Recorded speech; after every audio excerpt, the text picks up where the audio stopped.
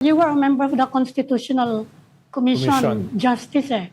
Eh ngayon maraming 20 bills on the anti-dynasty provision to to implement that constitutional provision. Meron ka bang minimum expectations kung sakasakali? Kasi it's taken more than 3 decades 4 decades para lumabas yan. Do you have any minimum expectations kung sakasakali man na may lumusot na anti-dynasty law? Hopeful si Ami. Itong dynasty, I have read all the 20 pending bills. Yes. There are really two kinds. No, one is the comprehensive, and the other is the moderate. Comprehensive would cover 4 degrees and all kinds of offices and prohibit both yung sabay-sabay at saka yung sunod-sunod. On the other hand, the moderate would limit it to 2 degrees and exempt national offices and apply only to local and barangay elections because the reasoning is that when the voting population, the voters are nationwide, the effect of dynasty power is diluted. So in the case of senators, for instance, it is believed that we can exempt it from the dynasty because the power of a dynasty is not so concentrated when it's spread nationwide, except for party lists.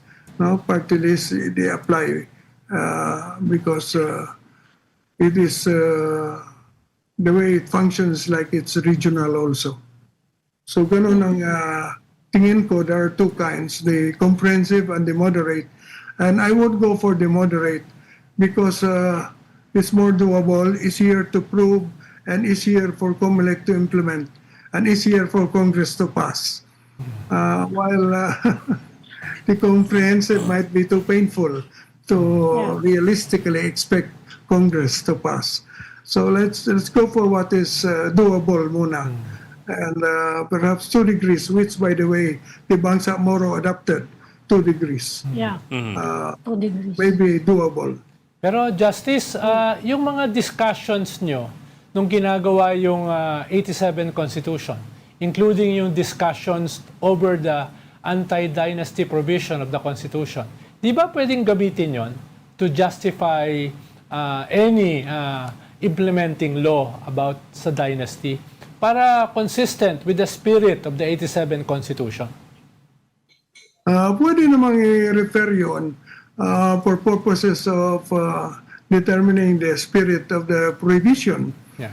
However, we must remember that what we did was to leave the definition of political dynasty to the law. And that means, in this case, to Congress. We don't want to define it ourselves.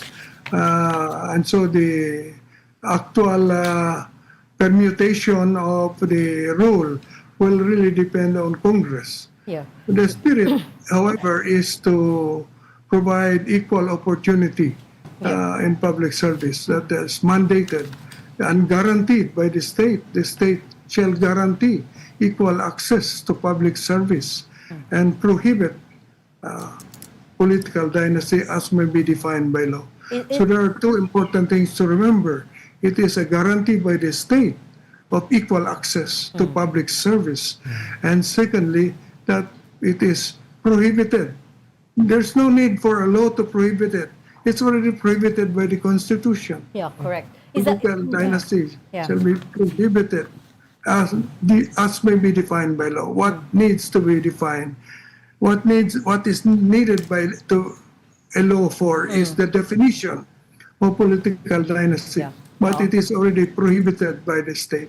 Yeah. Just very quickly, Justice, is that something that the framers of the Constitution regret, not giving a definition to political dynasties in the Constitution? Looking back in hindsight, is that something you would have changed? No, I want it to remain as something that should be defined by law because it should adapt to changing times.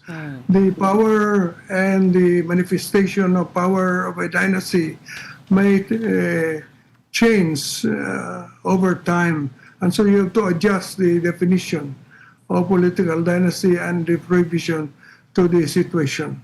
A good book to read, by the way, regarding the origin of our political dynasties and its nature and the way its power accumulates is one by entitled by Castañeda, entitled Foundations of a Modern State.